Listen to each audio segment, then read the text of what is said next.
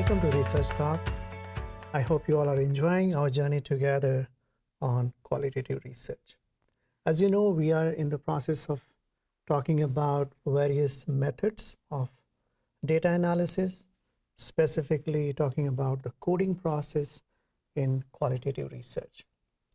In our previous videos, we talked about some main approaches of coding, which is descriptive coding. We also talked about in vivo coding. We talked about concept coding, and we talked about process coding.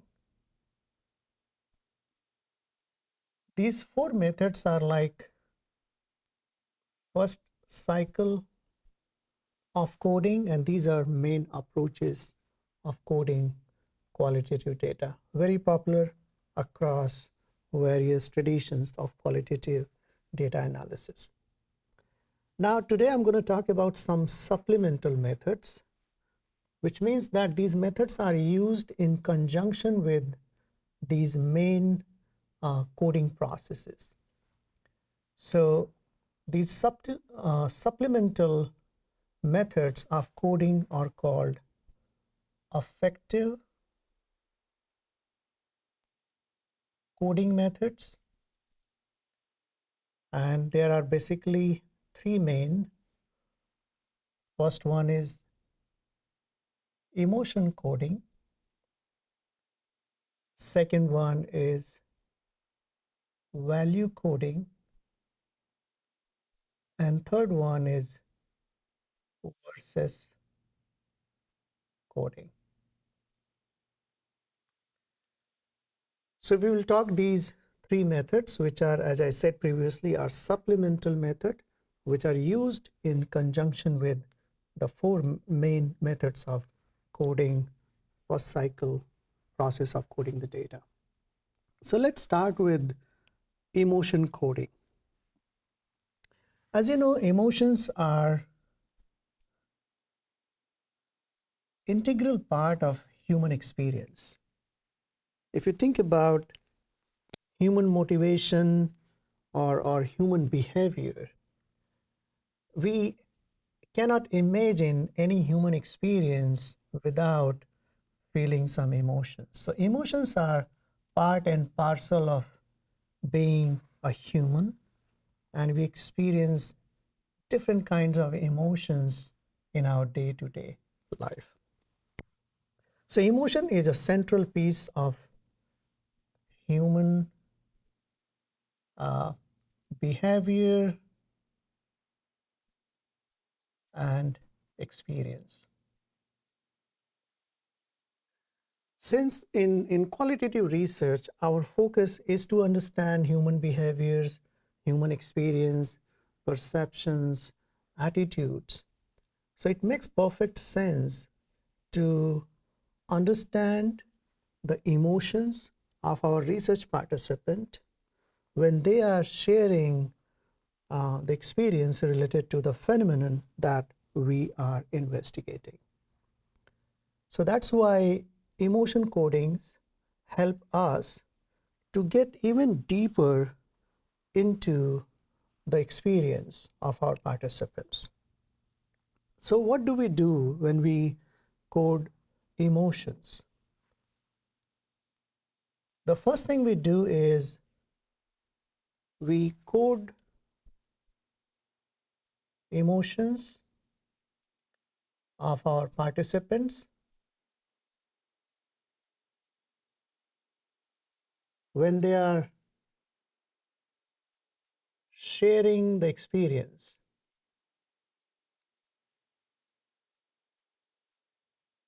So let me draw this. So the emotions related to past experiences.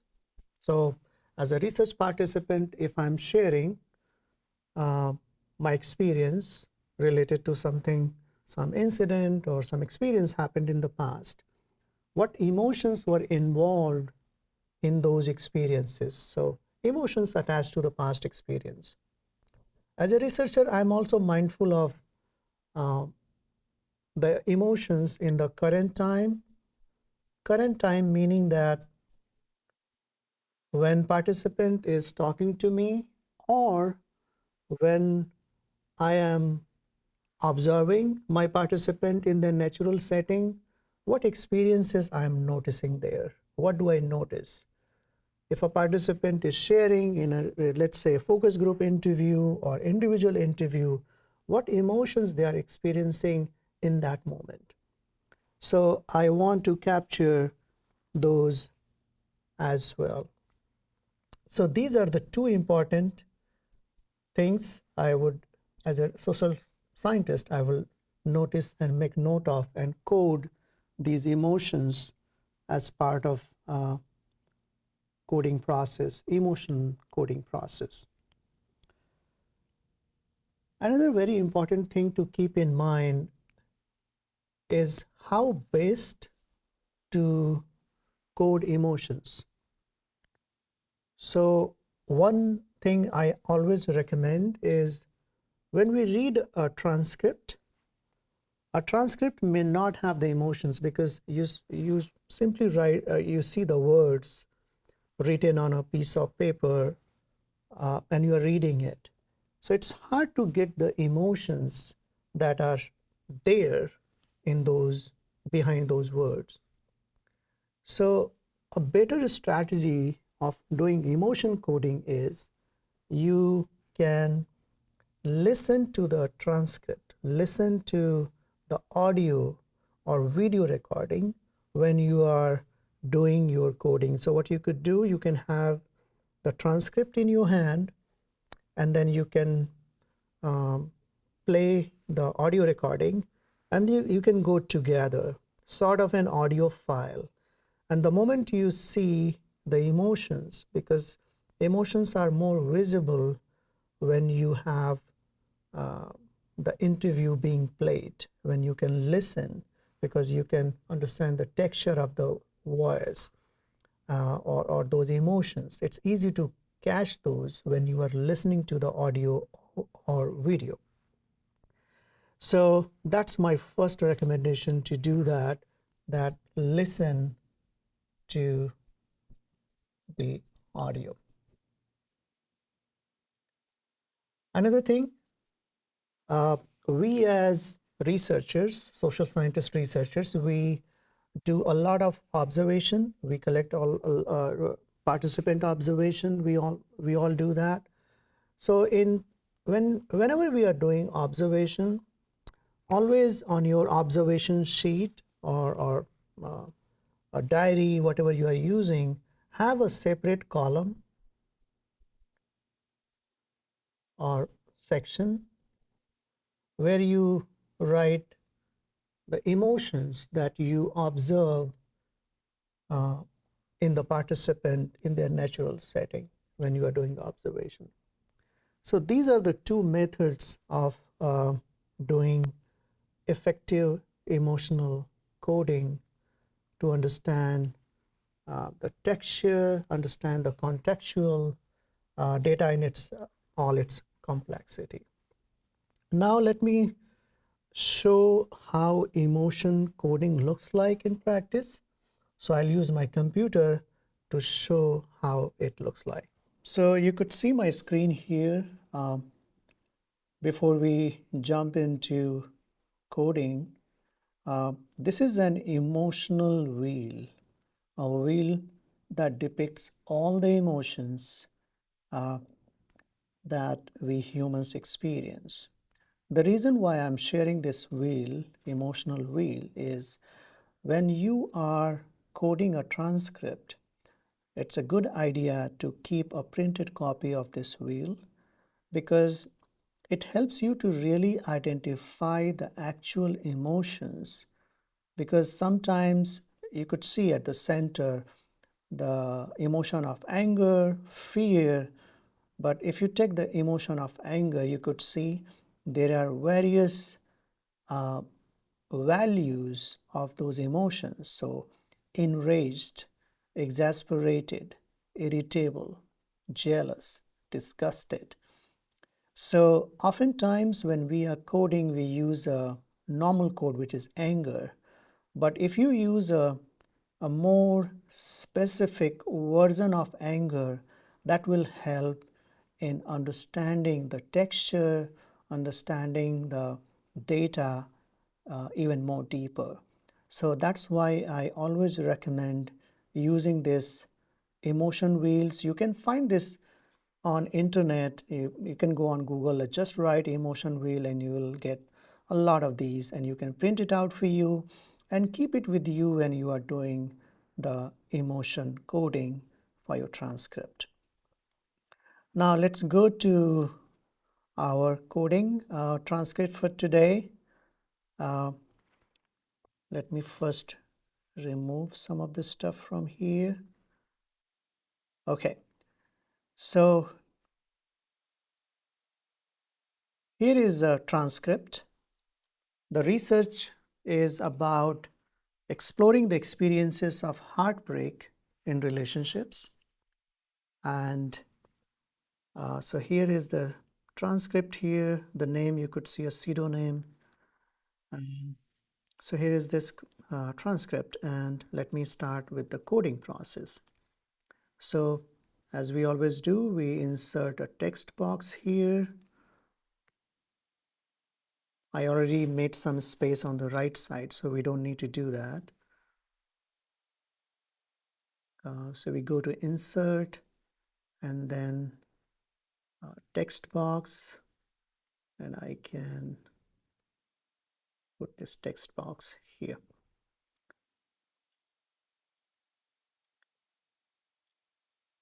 So let's start our emotion coding. So for interviewer, we are not going to code. So the question is about, tell me about a significant relationship you have in life that ended and how you felt at the beginning of the breakup. Participant, yeah, sure. I was in a relationship for about 3 years and it was pretty serious. We talked about our future together, the usual stuff like living together and possibly getting married. But then out of nowhere, it felt like everything just fell apart. At the beginning of the breakup, I was devastated. It felt like my whole life was collapsing. I couldn't eat, couldn't sleep, and I just kept questioning what went wrong. So let's look at what emotions are shared here. And I could see feeling devastated.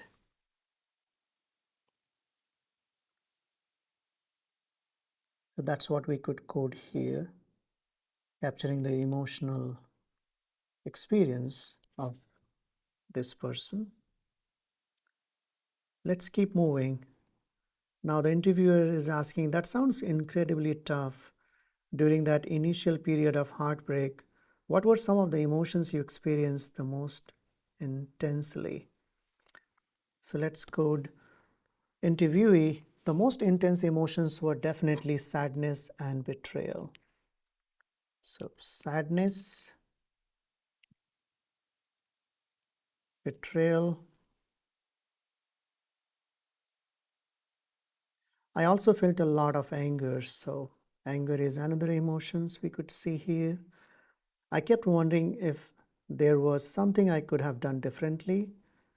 There was also this overwhelming sense of loss, like I lost my best friend and my future all at once. So feeling of loss, we can code in here too. All right, let's keep moving.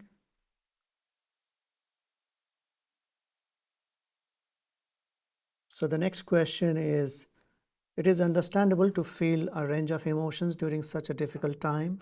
How did you how did your feelings evolve in the weeks and months that followed? And the response is, it was a roller coaster.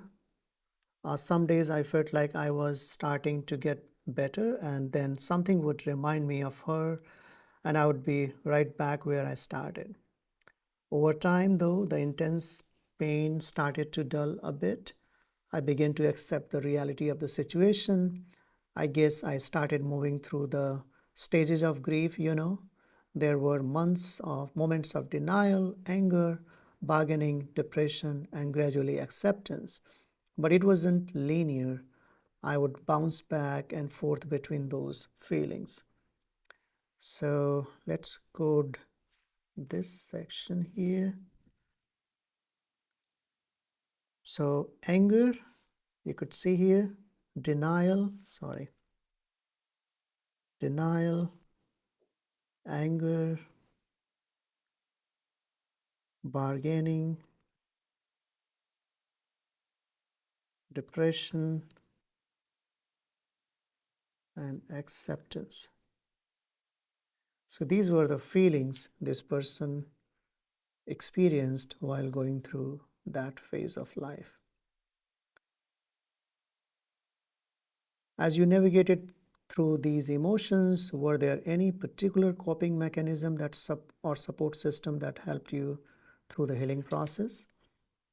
So let's code this section too. Let me insert a